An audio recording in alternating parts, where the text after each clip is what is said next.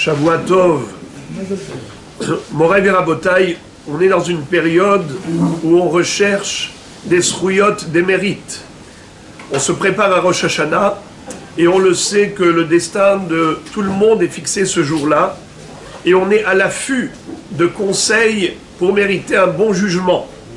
Il faut être totalement inconscient pour ne pas agir de la sorte. Alors, il y a des gens qui vont pèleriner, qui vont chercher des brachot, toutes sortes de ségoulottes.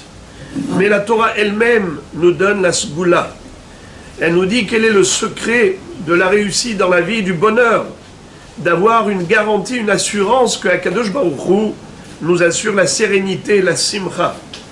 Alors c'est un pasouk dans Parashat Re'eh qui figure en plein milieu des chagim, des fêtes. En plein milieu du descriptif, du déroulement des fêtes, la Torah nous dit que on doit penser aux nécessiteux. Je vous lis le pasouk. Vesamachta lifnei Hashem Elokecha, ata ubincha ubitecha ve'avdecha ve'amatecha. Akadosh Baruch Hu te dit, eh bien tu seras réjoui, toi, ton fils, ta fille, ton serviteur et ta servante. Ve'hal Levi asher bish'arecha. Et le Lévi, vous le savez, c'était la tribu qui n'ont pas reçu de territoire. Le Shevet Lévi n'a pas reçu de parcelle de territoire en Eretz Israël, sur le plan agricole. Ils avaient 42 villes d'agglomération, d'habitat, mais il n'y avait pas de terrain agricole. Alors comment est-ce qu'ils vivaient? Ils recevaient le Maaser Rishon.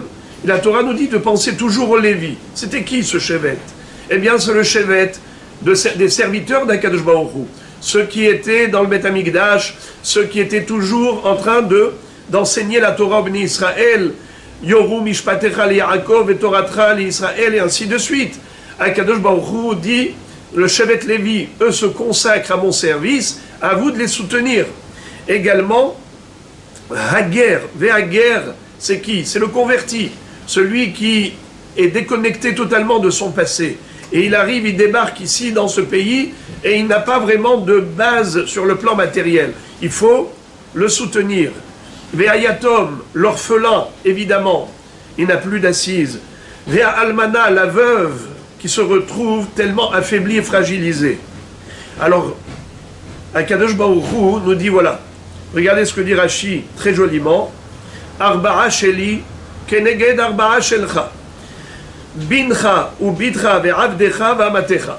Imata mesameach et sheli, ani mesameach et shelcha. Akadosh Baruch Hu dit il y en a 4 contre 4.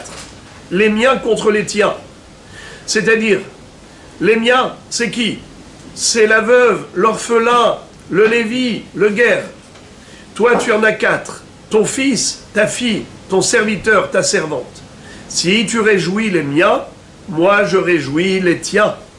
Les samarta ata, ubincha, ve'avdecha, ve'amatecha. Voilà donc. Le Ramban nous dit que lorsqu'arrivent les fêtes, on doit penser aux plus démunis. En simcha gedola ou mefoara. Et là, les sameach lev aniim veitomim ve'almanot ve'gerim. Shamesameach lev ha'umlalim ha'elu domé la shechina. Shenemar le'ahyot ruach shefalim ou l'ahyot lev nitkaim. C'est-à-dire que Akadosh Baruch Hu considère qu'il n'y a pas de plus grande joie que celle-là, que d'aller réjouir le cœur des pauvres, des gens brisés, qui, leur destin a fait qu'ils n'étaient pas très heureux dans leur vie. Ils sont des nécessiteux, des mendiants, des gens démunis. Eh bien, dans le Ham Israël, on sait comment les traiter, s'occuper d'eux, et les accompagner, les soutenir, et surtout dans des périodes de joie. On ne les laissera pas sur le bas-côté de la route. Eh bien, Akadosh Baruch Hu dit, à ce moment-là, tu me ressembles. Tu m'as imité. Parce qu'Akadosh Baruch Hu, lui, c'est ce qu'il fait. Et on doit lui ressembler. Il n'y a pas de copyright chez Akadosh Baruch Hu. Il dit au contraire, essayez de me ressembler, de m'imiter.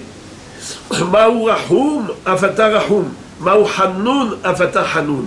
Comme lui est clément et miséricordieux, tu dois l'être également. Voilà Moray Verabotai, un srout extraordinaire pour le Yom Hadin.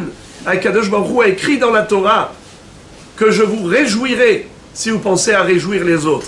Alors qu'on soit toujours, Be'azrat Hashem, joyeux avec l'ensemble du clan Israël, qu'on n'entende que de très très bonnes nouvelles, Yeh Ratzon.